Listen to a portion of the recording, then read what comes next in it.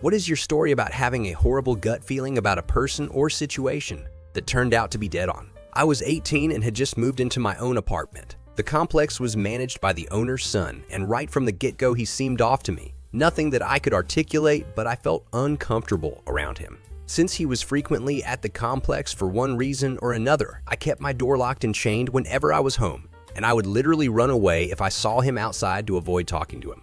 Well, one day, I grabbed the local paper, and on the front page is this guy's face. He had fallen in love with a previous tenant and had harassed her and her boyfriend, and continued to stalk her after she moved away. She was a grade school teacher, and he waited outside the school for her, shot and killed her in front of the school kids, and then killed himself.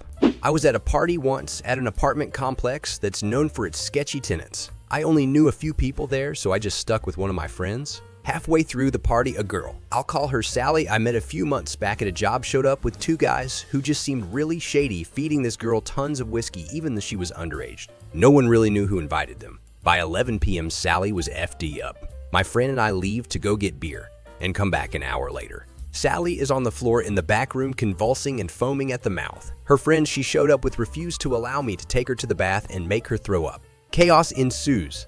I leave. While walking back to my friend's apartment, I called 911 because I knew something was seriously wrong with her. The EMTs show up and take her to the hospital. 2 days later, she messages me on Facebook to tell me the doctors found multiple drugs in her system that she didn't choose to take. She suspects her friends but isn't sure. I'm positive it was them. 6 months later, a news article is posted. One of the sketchy guys was arrested for running a child trafficking business from a nearby hotel. When I was in my early 20s, my roommate brought home a new guy she was dating. He had these crazy eyes and just seemed bizarre. He ended up drinking a bottle of Jägermeister and passed out. She dated him for around 6 months. I moved out shortly after she split with him. Several years later, he was in the news. His name was Larry Bright. He is a serial killer in Illinois. Lovely.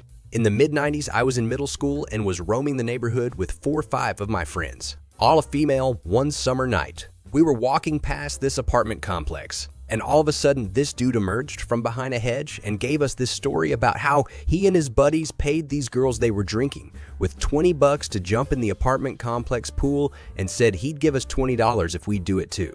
My friend who was walking in front started to engage with him, and he was encouraged and started urging her to follow him to the bushes and he'd show her where the pool was.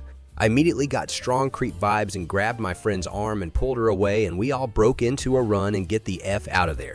There was knock on the shared front door. The house was broken into 3 flats. I was the ground floor. I recognized the guy at the door as the boyfriend of the pretty little Asian woman who lived a couple of floors above us, and he smiled at me and asked if he could come in and wait for her in the hallway. Nice looking white guy, very upper middle class with a tweed jacket and posh accent, good manners, winning smile. My stomach did a flip, and I said no and shut the door in his face very abruptly. I had no idea why I reacted as badly as I did, because I knew him to say hi to, and I knew he spent the night in the building a lot.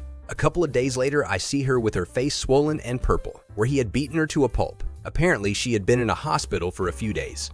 She stopped me in the hallway and said if I ever saw the boyfriend again, I was to call the police. I'm guessing I subconsciously picked up on some nonverbal cue from when I saw them together.